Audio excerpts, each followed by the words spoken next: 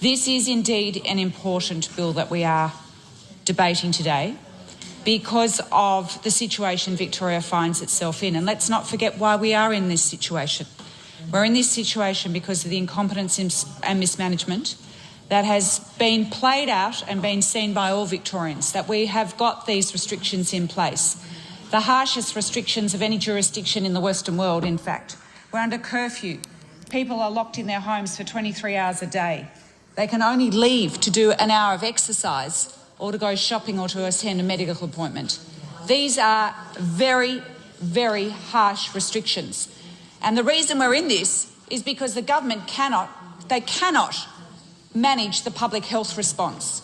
And if you look at it, our contact tracing, which has been absolutely catastrophic, overseen by the Minister herself, overseen by her department, the numbers of cases that have not been followed up, the community transmission that has got into our most vulnerable cohorts in aged care, in disability.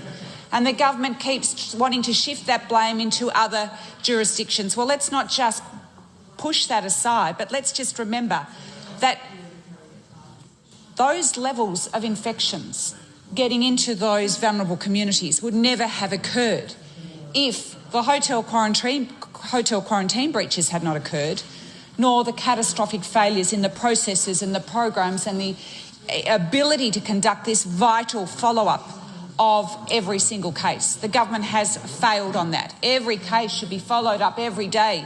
It's happening in New South Wales.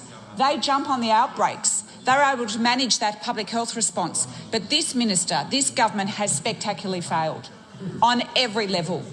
And so, of course, we've got this terrible situation where we're in this stage 4 lockdown, and nobody is expecting us to go from stage 4 to stage 0.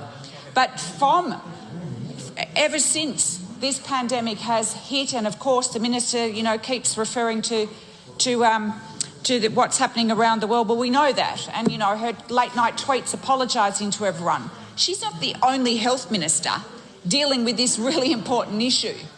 Every health minister, every government is, in relation to the situation that indeed Australia, Victoria and the world is. But what we've had from this government, this contempt that they have indicated time and time again about information, data, we've got this changing of situations, and indeed, the Chief Health Officer himself said on 3AW radio on a Saturday night that a lot of these decisions were because of his opinion. Well, frankly, that's not good enough. That is not good enough. We need to understand the science, the data, the information. And I might add, Acting President, that when we've had the odd briefing provided by government in relation to the situation, information that we've requested has never been forthcoming. I've never received one piece of information I have asked from any of those briefings, not once. We've seen the minister in here undertake and hold the parliament in contempt with a couple of weeks ago with not answering and refusing to answer any questions. And again, it's information and data that is so critical that the Victorian public deserve. They need to understand why we're under these harshest restrictions, the extent of the state of emergency. Everybody understands. As I said, we can't go from stage 4 to stage 0 because we're in this situation. Nobody expects that. But what they do expect is to have proper scrutiny, proper understanding, proper information here in the House, in the Parliament, having a debate like we are today. And I quote, Acting President, from Stephen Duckett, who's the Director of the Health Program at Grattan Institute, who spoke about this very issue and well known to many, and especially those opposite, that he says in an article that he wrote on the 10th of August, that, and I quote from this article, "There is a woefully inadequate accountability system for a government undertaking the largest health response in generations. The public is given a selected subset of the data used to manage the pandemic. We are told lagging indicators only." He goes on to say, "The Victorian Parliament is essentially in hibernation, and so the key public accountability is through these daily media circuses." That is, he's referring to the Premier. Well, I know the minister's been sidelined now because she's, not credible at all, and he's really sidestepped her. But these daily press conferences where the Premier holds the narrative and tells Victorians what he wants them to tell, and that is exactly what Stephen Duckett is saying, that the information, the data is not being provided, and we've seen that with the deaths in aged care yesterday, 41 deaths, but they weren't 41 deaths that occurred in the last 24 hours. They were deaths that occurred months ago. This is extraordinary that we're getting this information, and that's why the opposition is very clear in relation to what we need in terms of this bill. And there is so much more I could say, but we've been very clear on it, because the two main purposes of this bill is to extend the state of emergency for now a period of 6 months, which it deems that they've done a deal with the crossbenchers, but that was not what we were told last Tuesday. The exposure draft was for 12 months, and yesterday at 4 p.m. we got another exposure draft of 6 months to the state of emergency. It also gives the Chief Health Officer extended powers. So this is a bureaucrat making powers on behalf of every single Victorian. We need to understand how much power is in the hands of this bureaucrat and this government who's had unprecedented powers during this crisis. Why the Parliament has been shut down, the lower house has... If ever there was a reason for us to be sitting as a Parliament, to be questioning exactly what's going on, is now. Because people have lost their lives. They've lost their livelihoods, the social dislocation, the mental health issues, the long-term impacts of physical health, because people cannot get their surgery. They're living in pain. They're not being diagnosed for their cancer because they're not turning up to their doctor's appointments. All of these issues are going to have very real and large impacts to every single Victorian. And for those parents who are homeschooling, for those other aspects in relation to the uncertainty that is constantly provided. We don't have a plan from the Premier. He just keeps dangling every single Victorian like a cat and a mouse. You know, he says on Sunday, in days to come there'll be a plan. And then on Monday he says, I'll tell you on Sunday what the plan is. Well, if he can extend the state of emergency for 12 months, why can't he tell businesses? Why can't he have those discussions with business exactly what is going on? This is exactly our problem, Acting President. We believe... Well, there is no plan. They're making it up on the run, as you know, has previously been said. 1 minute the Chief Health Officer orders that markets are shut down, and 35 minutes later there's another directive.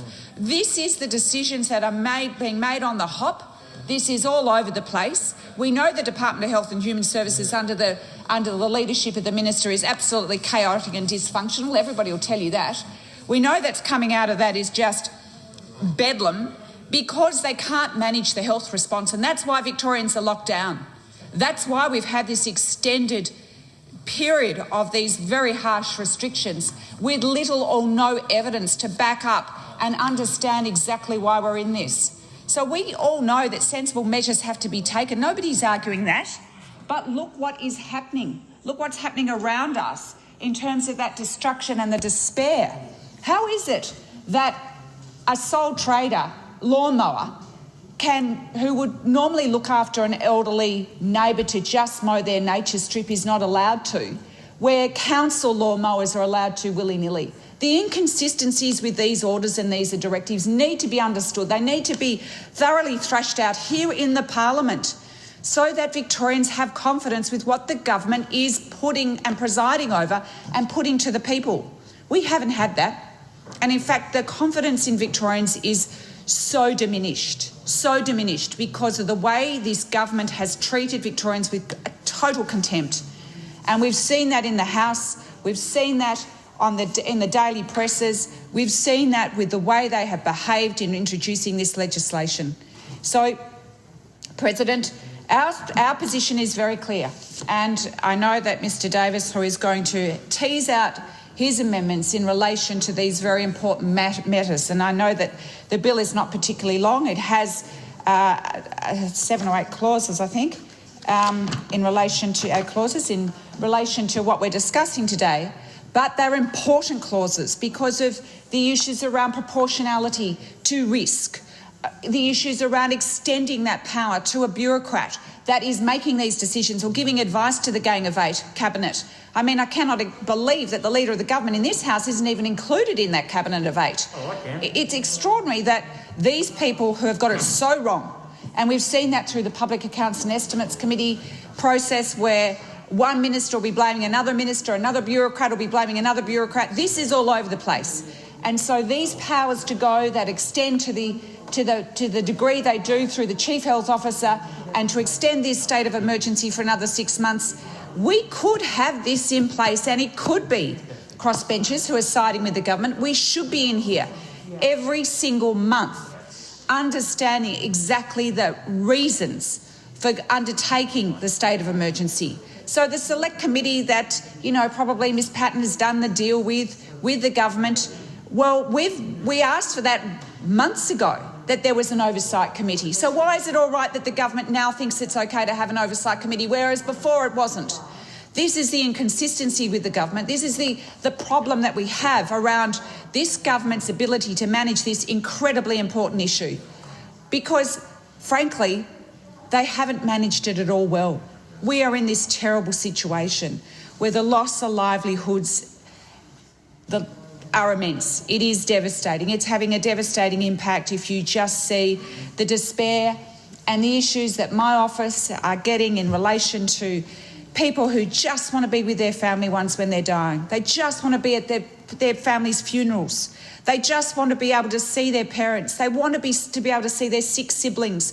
They want to be able to open their businesses. They want to be able to be productive in the community. They want their children to get an education and not be cut out. They don't want their young teenagers to be so self-isolated from their peers that then these mental health aspects that are creeping in. It's insidious, but it's creeping in. These are the real issues. This is the reality of what is happening because of these government's directions, the management that they have overseen to force Victoria into this situation. And there's no accountability.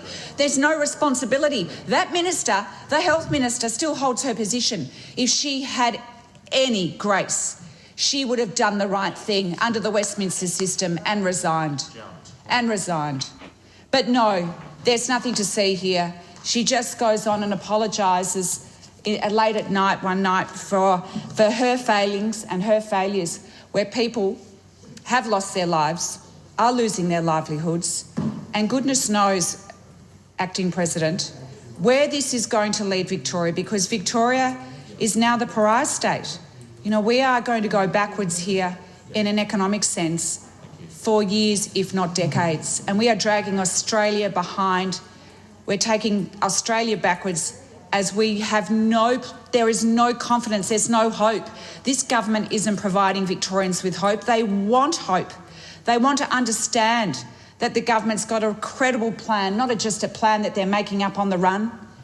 And this is so important to so many Victorians and to the thousands of Victorians that have emailed me and to other members. I say thank you. Thank you for providing your input. And I wanted to quote from some of them, but I'm running out of time. But they were despairing in some of their words.